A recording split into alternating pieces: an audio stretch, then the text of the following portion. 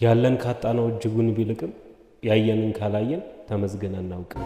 የሚገርም አባባል። ለንግጫነ ጥላ ያለቃች ቆንጆ ቁማ መቅረቷን እንዳረጀ ጎጆ እረፍት ቀን ከስራ በኋላ ያስፈልጋል ትንሽ ካቲካላ። እረፍት ቀን ከስራ በኋላ ያስፈልጋል ትንሽ ካቲካላ።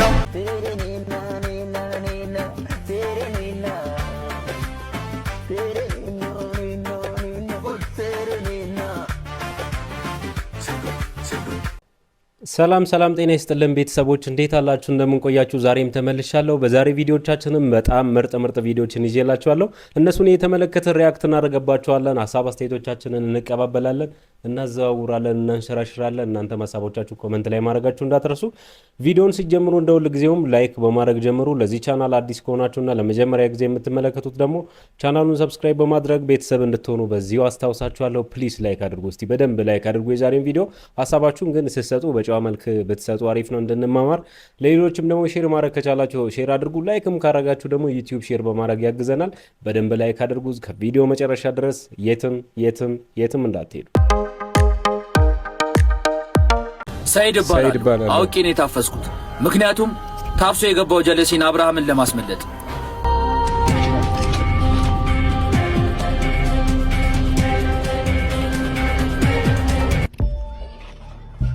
እዴ ሰያ ዴንስ አለን በእናትሽ መች ገባሽ? ብዙም አንቆይ የሚያረዳሽ ተዘጋጅ ማለት ላስወጣ ነው የመጣሁት። እንዴት አውቄ ነው የታፈስኩት? እሺ ቆይ እንዴት ነው የምታስመልጠኝ? አትጩ፣ ቀስ ብለህ ጀርቤን ተመልከት። ፕሪዝን ብሬክ ትቀልዳለህ። እንዴት ማማ በሚል ንቅሳት ነው እንዴ እኔን የምታስመልጠኝ? ፕሪዝን ብሬክ ብለህ ተመልከት እንዴት እንደምትወጡ ተጽፏል። ዲር ማማ ጭራሽ አሪ ጎሏል። በሰፈር ንቅሳት ነው እንዴ ተነቀስከው? ቀለካረልማ በደንብ ተመልከተው። አር ተጎድላለች። ነቃሽ ነው ቁርሰቶኛል። አር እኮ ዋና መውጫ መንገድ ነው። አትልፋ፣ ማንም ከዚህ ወጣ አያውቅም። ሌላ መንገድ መፈለግ አለብኝ። እንደዚህ ሊሆን አይችልም። አዎ ያ መንገድ አለ።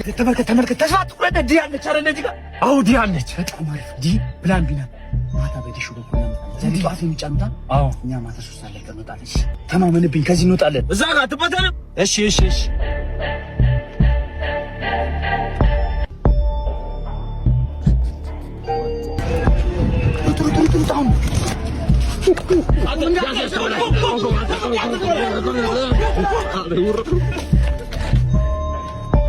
ጨራሽ ፕሪዝን ብሬክን በሾርት ሙቪ መስራት ጀመራችሁ። ፕሪዝን ብሬክ በነገራችን ላይ በጣም ምርጥ ፊልም ነው። ማነው ተከታታይ ፊልም ነው። በጣም ያላያችሁት እስቲ ያያችሁት ደግሞ እንዴት ነው? የአሁኑ ድራማ ጋዴት ነው። ይቀራረባል። አይገርምም? ምን ነው የሚገርመው? ዶክተር አብይ ቲክቶክ ከፈቱ አሉ። ኧረ ዝም በል እየሰሙ ነው። ወደ ግራ ዞር። ኧረ በለው ቁጭ ብሏል፣ ተገስጧል። ምን እያልክ ነው ያለኸው? ወይ ቲክቶክ እንዴት በሆነ መንገድ ወይ ጉድ! ምን ሊያደርጉት? ለብዙ ነገር በቃ ከዚህ በኋላ እኮ ቲክቶከር አይኖርም። ወይም የለም ወይም በከፍተኛ ደረጃ ይቀንሳል። አረ ይሄስ ይብሳል። ቆይ እኔም እንደ አዲስ ልክፈት እንደ ይሳካል? አይሳካም። ለምን? አንተ ምንም ነህ። አይዞን አልቻልኩም። ባርኔጣው የሚታወቀው አዋ ሲል ነው። ሰላም፣ ዛሬ ከባርኔጣ ጋር ነን፣ ከሱራ ጋር ነን። ብሩን ስጪኝ በቃ። እሺ ብራዘር፣ ዲዋኔን ኦንሊ መቅድዬ ጋር ነን። መቅድዬ ጋር ተገናኘን። ቀለል ያለ ጥያቄ ነው የምጠይቅህ። ሁሉም ሰው አለው። አንዳንዱ ይደብቀዋል፣ አንዳንዱ በግልጽ ያሳየዋል። ሲታይ ደግሞ ደስ ይላል። ምንድነው? ሚሪንዳ። ሁሉም ሰው አለው ነው ያልኩት። ሁሉም ሰው አለው። አዎ ሁሉም ሰው አለው፣ ግን ፈገግታ ነው። አንተ ነግሬ ያለው እኔ እንዳላስቀይም። ስልክሽ ስንት የባትሪ ፐርሰንት ላይ ይገኛል መቅድዬ? አረፋው የሰው ነገር ይበቃኛል፣ እንደ ንፍሮ ቀቅሎኛል። ማየት አይቻልም። እሺ ወሳላው ድጋማ ስልክሽ ስንት ሰዓት ይላል እንዴ? አሁን ማን አለ? ኧረ ችግር የለውም። ኤቲኤም ካርድ አለ ባርኔጣዬ? እኔ የለኝም። እሺ ኤቲኤም የሚለው አብሪቬሽን ሲፈታ ምን የሚል ይመስልሃል? አንተ ተው መኒውን ስጠኝ። አውቶማቲክ ማሽን አይኔን አታስቂው አለች ሴትዮዋ። ዶሮ ቢኖርሽ ዶሮሽ የጎረቤትሽና ያንቺ ቤት ድንበር ላይ እንቁላል ብጥል ዶሮ እንቁላሉ የማን ነው? ጥልማ አዛጋ የኔና የጎረቤቴ ድንበር ላይ ብጥለው እንቁላሉ የማን ነው? የኔ የዶሮዋ የዶሮዋ ነው። ዶሮም የኔ ነች። የዶሮዋ ነው ግን ገዟል። እንቁላሉ ግን የዶሮዋ ነው። እንደውም በል አርዳታለሁ እንጂ አልተመለሰም። መቅዲ አርዳታለሁ ዶሮዋን።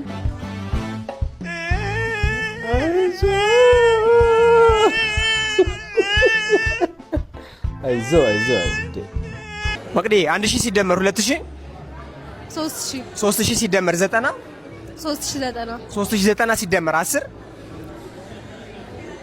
3100 1500 ብር መቅዲ ሰጠሁት። 600 ብር ብቻ ይወስዳል። እዚህ ጋር ቆጥረው እግዚአብሔር 1 2 3 4 5 6 ነው።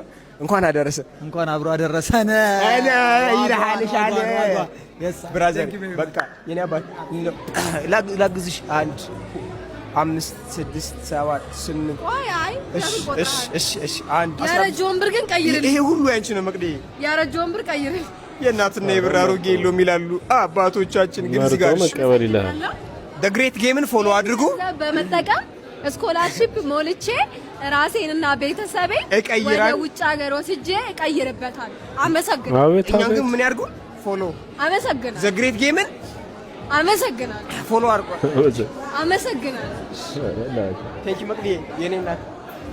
ኦ ማይ ጋድ ሸምስ ጉድ ሆነናል። ምን ልጅህን እዛ ፖሊስ ይዞት እያሰቃየው ነው። እባክህን እንሂድ። አዎ ምን አልኩ? የሆነ ዕቃ ጠፋ ነው ምናምን እያሉ ነው። የሆነ ቦርሳ ምናምን ብቻ ባጠገባቸው በኩል ሳልፍ ነው የሚሰማሁት። ኧረ እባክህ አዎ ቶሎ ድረስለት። የእውነት ቆመጣው። እሺ ምንድን ቶሎ በል።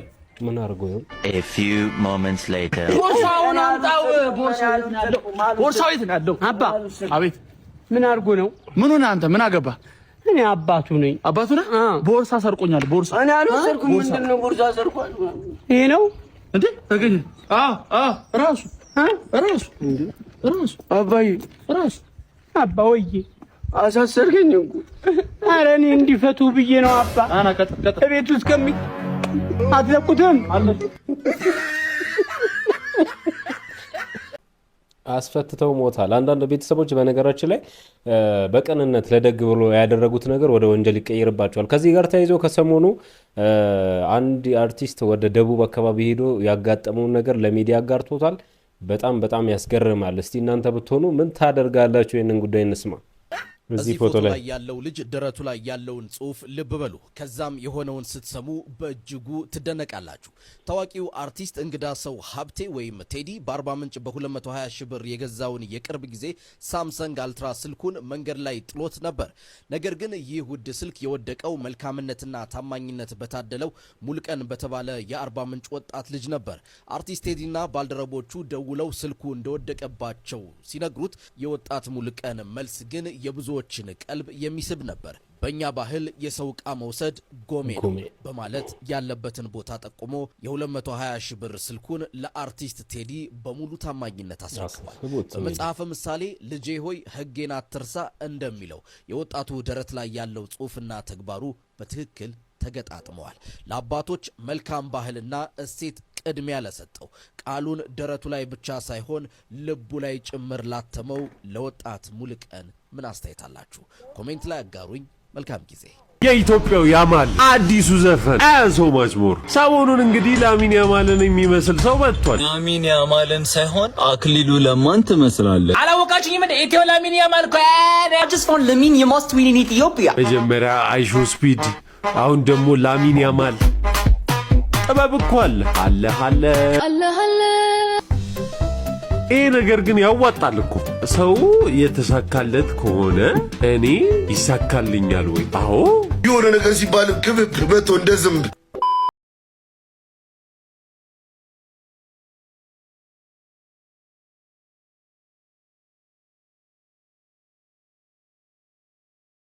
ደግሞ 49 በአዲስ ዘፈን መጥተዋል። ወደ ግራ ወደ ቀኝ እንዴ ጠፍተው ነበሩ። ትለኛለች እንዳታቁ እነቀኝ ሌላ ማን እንደጠፋ ታውቃለህ? የኔ ወንድም ኧረ በስመ አብ። ወደ ግራ ወደ ቀኝ ትለኛለች እንዳታቁ እነቀኝ ዌይት ኢትዮጵያ ላሚን ያማልን ይመስላል የተባለው ወጣት ላሚን ያማልን ሳይሆን ለምን ያማዋል ነው የተባለው።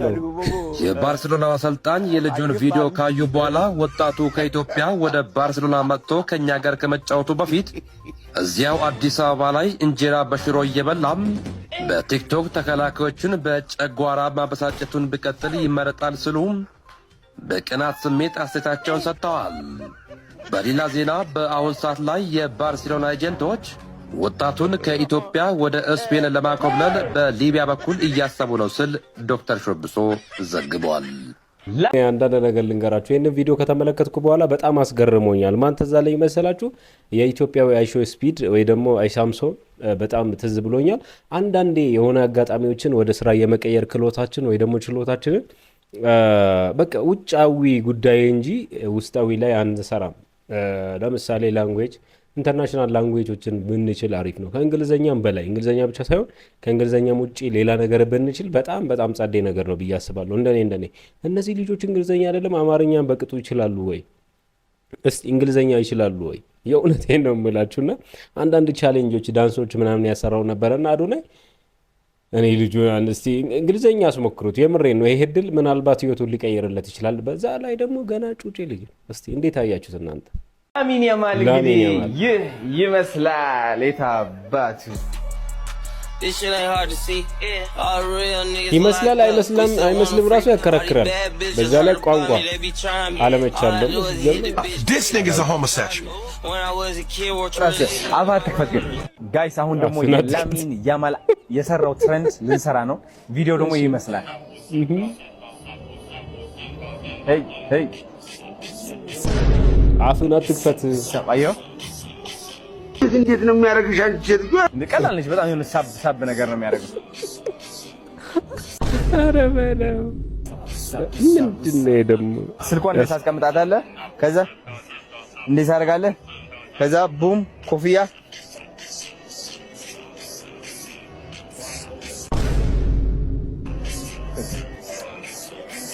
ቀሪላሽ ነው የምታደርገው። ራስህ አፍህ አትክፈት ግን አፍህ አትክፈት ተብለህ አፍህ አትክፈት ግን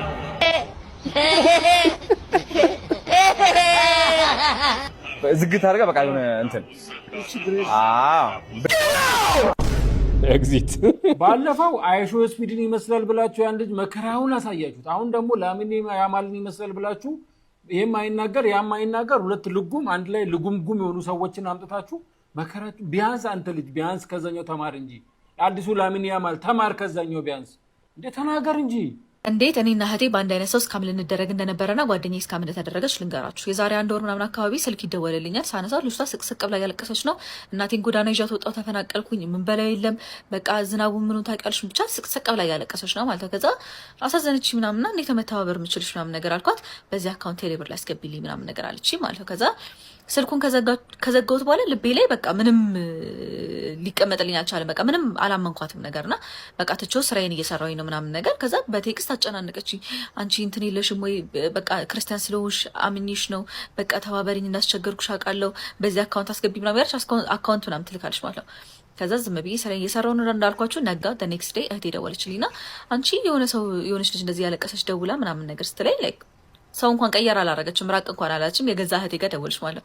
ከዛ ግን ታሪኩ እዚህ ጋር ደግሞ ይለያል። ልጄ ኒሞኒያ ታሞብኝ ለማሳከሚያ መድኃኒት መግዣ ምናምን ነገር ብር የለም ምናምን ነገር ያለቻት ማለት ነው። ከዛ ኦኬ እሺ ቆይ ኮንፈርም እናደርግ፣ የተለያየ ሰው ነው አንድ አይነት ሰው ነው የሚለውን። ከዛ ለእኔ የተደወለብኝን ስልክ ለእህቴ ስሰጣት በሱ ስልክ ብሎክ ተደርጋለች ማለት ነው። ከዛ ግን ድምጿን ስለምናውቀው ስልኩን መርጃ አደረግንና ደወልላት ማለት ነው። ከዛ ስንደውላት ድምጿ ራሷ ነው፣ እኔም ማውቃት ናት፣ ለእህቴም የደወለችው ራሷ ልጅ ናት ማለት ነው። ከዛ እኔ እንደዚህ አይነት ሩሩ ልብ ያላት ጓደኛዬ አንድ ናት ማውቃት ኖቫ፣ በቃ እሷ እንደምታታልላት ስላወቅኩኝ ሳገኛት እንደዚህ አይነት ነገር ተደውሎልን ነበር ለኔም ለኢማምና ቢደወልልሽ እንዳትልኪ ስካም ነው ምናምን ነገር ስላት ኦልሬዲ ልካለች። ከዛ ግን ለኖቫ ደውላላት ድጋሜ ብር ታስልካት አይነት ነገር ሲሆን እንዴ ከዚህ በፊት ምናምን ነገር አይነት ነገር ብቻ ኖቫ እንደተታለለች አውቃለች።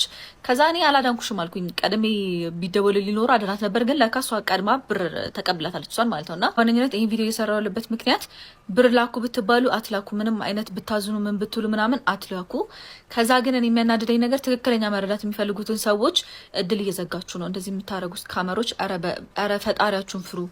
እናንተማ የላችሁ የምታምኑትም የምትፈሩትም አምላክ የላችሁ። ቢኖራችሁ እንደዚህ አይነት ድፍረት ራሳችሁ ላይ ኮንፌስ ማድረግ ቃል ማውጣት እኮ ነው እውነት። ኧረ ተው። ተጭበርባሪዋም ተጭበርባሪዎቹም በጣም ሲበዛ ሞኝ ናችሁ። በዚህ አሁን ማንም ሰው ደውሎ የማያውቃችሁ ሰው የፈለገ አይነት ታሪክ ቢነግራችሁ ዝም ብላችሁ ትልካላችሁ ለማታውቁት ነገር። ምን ማለት ነው? እንደዚህ ሰው እንደዛ ብላ የምትሸውድም ሰው ያው የብልጠቷ ጣሪያ እዚህ ልክ ድረስ ነው።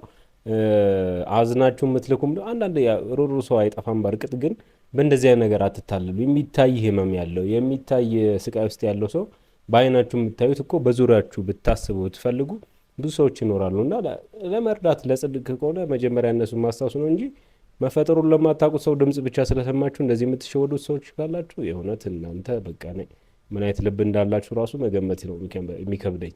ታውቃለህ፣ እወድሃለሁ፣ አከብርሃለሁ። ቢኮ በጣም ነው ያዘንኩት። እንጀራ እናቱ ነች።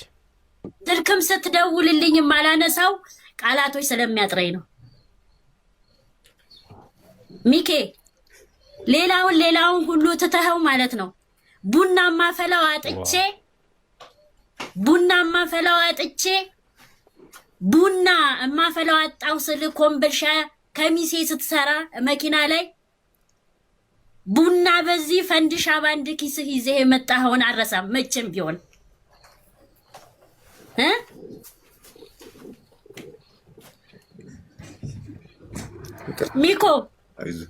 ሚኪ እኔ ለኢትዮጵያ ሕዝብ ለወዳጆችህ ይቅር እንዲሉ እኔ እንበረከካለሁ።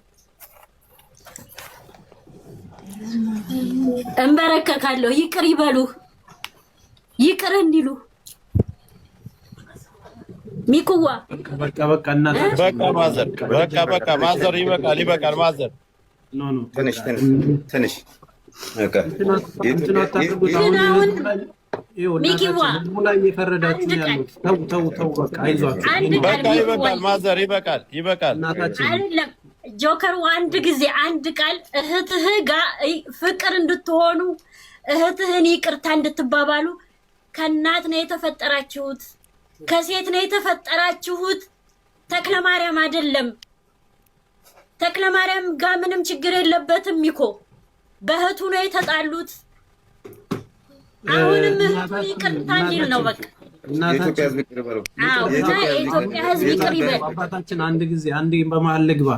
እንደዚህ አሁን እየተቆረጠ ሌላ ታሪክ ነው ላይ የቤተሰብ ጉዳይ ሚዲያ ላይ ባይወጣ በጣም ጥሩ ነኝ ከሚሉ ሰዎች መካከል ነኝ። ነገር ግን ሚኩ ያለበት ሁኔታ ጥሩ አይመስለኝም። እኔ ማለት እንደዚህ ጩጬ እያለ ፕራንክ በሚሰራበት ጊዜ ራሱ እንዲህ ሲልፈሰፈስ አይቼ አላውቅምና ሳይኮሎጂካል ጫና ውስጥ ያለ የሆነ ዋጋ ተደርጎ እርግጠኛ ነኝ የሆነ ችግር ውስጥ አለ ይሄ ልጅ ብዬ አስባለሁ።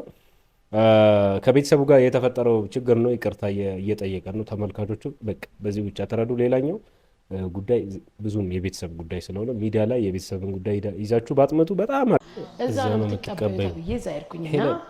ከዛ ገባሁ። በምን እናርግልሽ? በየትኛው ባንክ እናርግልሽ? ሽልማት ሰጥቷት ነው ሼኩ ሲሉኝ አይ ይጆና በካሽ አቤት 1 ሚሊዮን ብር እኮ ነው። አይ ይጆና ሜዳ ምን ነው ግራ ገባቸውና እንተያዩብኝ ነው 1 ሚሊዮን እንዴ። ከዛ ገባኝ። 1 ሚሊዮን ብር እኔ በቃ የሚታየኝ ክርስቶስ በሚያውቀው ያንን 1 ሚሊዮን ብር ተቀብዬ እናቴ ጋር በቃ የምትፈልገውን ነገር ምናምን በቃ የሆነ የሳልኩት ስዕል አለና ስዕሉም አንድ ጊዜ በቃ አጧጧፍኩት። ከዛ ኩርት ፊስ ብር ምን አይነት ጥማት ቢኖርብሽ ነው እባክሽ? ኩርት ፊስ እና ክርስቶስ ምስክር ያልኩሽ እኮ ይሄንን ፕሮግራም የምታዩ የዳሽን ሰራተኞች በዛን ታይም ላይ ሼክ አላሙዲ ሰጠኝ ጊዜ ይዤ መጥቼ ቼኩን የሰጧችሁ ሰዎች እርግጠኛ ነኝ አሁን ላይ ሆኜ በጣም ነው የሚያዝናናኝ በዛን ሰዓት። እንግዲህ ዛሬ ኮሜዲያን ያሲኖ ምን አለ መሰላችሁ? ቪዲዮውን አሳያችኋለሁ። ያለን ካጣነው እጅጉን ቢልቅም ያለንን ካላየን ተመስገን አናውቅም ሲል ይህንን ቪዲዮ አጋርቷል። ብዙዎቻችን እንማርበታለን ብዬ አስባለሁ። ጆከር ለማለት ነው። አትበሳጭ። በየቀኑ እየመጣሁ ገንዘብን ስለምገፈግፍልህ ነው። ለዛም አመስግን። ላመስግን። በየቀኑ እየመጣሁ ገንዘብን ስለምሰጥ ነው የማመሰግነው። በየቀኑ ካንተ በምበላው ብር አይደል እንዴ ዲያሊሲስ ማለት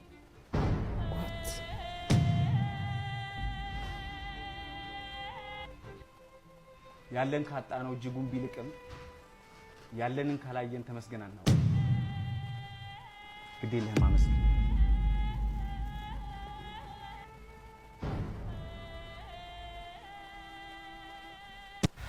በነፃ ማየት የሚከብደኝ ሰው ቢኖር በእውነት ያሲኖ ነው።